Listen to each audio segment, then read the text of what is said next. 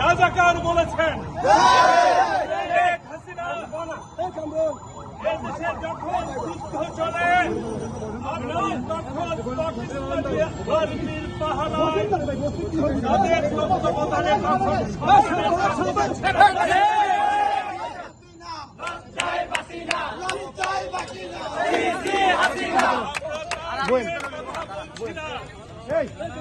আমরা সেটা নিয়ে কথা বলছি না।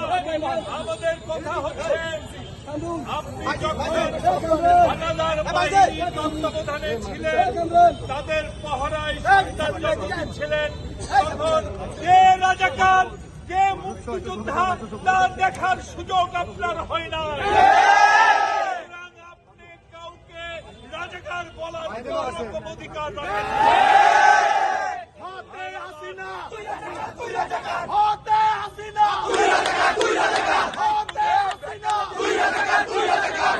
আমাদের ভারপ্রাপ্ত চেয়ারম্যান সাহেব এই আন্দোলনের সমর্থন ব্যক্ত করেছেন, বিএনপি আন্দোলনের সমর্থন দিয়েছে। সুতরাং আমরা এই আন্দোলনে আমাদের ছাত্র ভাইদের সাথে আছি।